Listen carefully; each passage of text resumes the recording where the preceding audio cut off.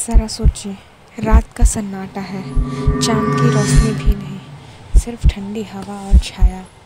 अचानक आपको महसूस होता है जैसे आपको कोई देख रहा हो, लेकिन आप उसे नहीं देख पा रहे हैं। पुराने लोग कहते हैं ये सपना या भ्रम नहीं होता, ये पितृपक्ष का राज है और इस समय आपके पूर्वज आपके साथ आसपास हैं। देखते हैं कि आप उनके लिए क्या कर रहे हैं।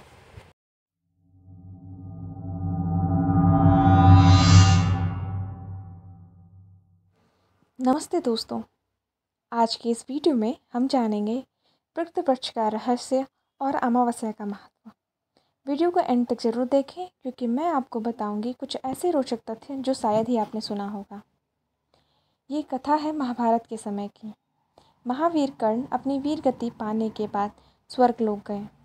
स्वर्ग में उनका स्वागत बड़ा शानदार था।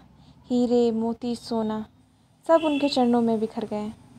लेकिन जब भोजन का समय आया तो कर्ण के सामने सिर्फ सोना था, अन्न नहीं। कर्ण हैरान होकर देवराज इंद्र से पूछते हैं, मैं जीवन भर दान करता रहा, गरीबों को दिया, ब्राह्मण को दिया, फिर मुझे भोजन क्यों नहीं मिल रहा?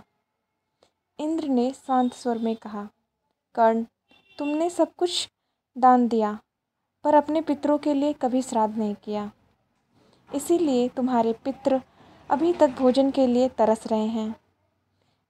कर्ण का हृदय पिघल गया। उन्होंने प्रार्थना की, मुझे पृथ्वी पर लौटने का अवसर दीजिए। मैं अपने पितरों का श्राद्ध और पिंडदान करना चाहता हूँ। इंद्र ने उनकी भावना का स्वीकार किया और कर्ण को 16 दिन के लिए पृथ्वी पर आने का अवसर दिया। ये 16 दिन ही पितृपक्ष के रूप में मनाया जाता है।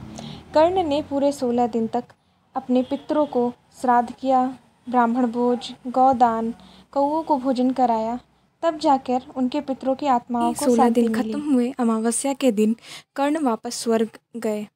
उनके लिए स्वर्ग में भोजन, सुख, समृद्धि तैयार थी।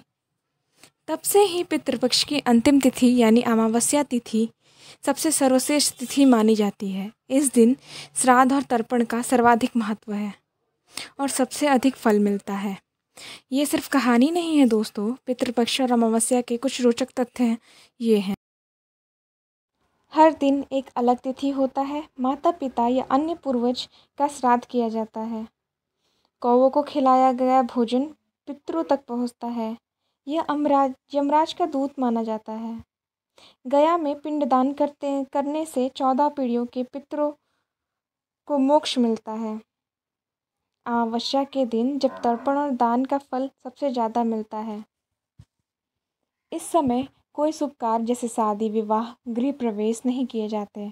सिर्फ पूर्वजों के स्मरण कर उनसे आशीर्वाद प्राप्ति के लिए प्रार्थना की जाती है। ये हमारे पूर्वज हमारी जड़ें हैं।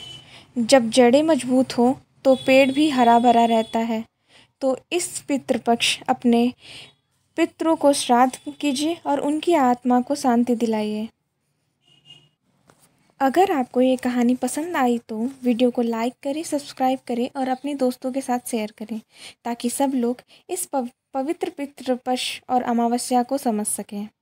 और हाँ, स्टे ट्यून्ड क्योंकि हम ला रहे हैं ऐसे और भी रोचक और रहस्यमयी कहानियाँ जो आपके जीवन को पवित्रता और ज्ञान से भर देंगे। Thank you.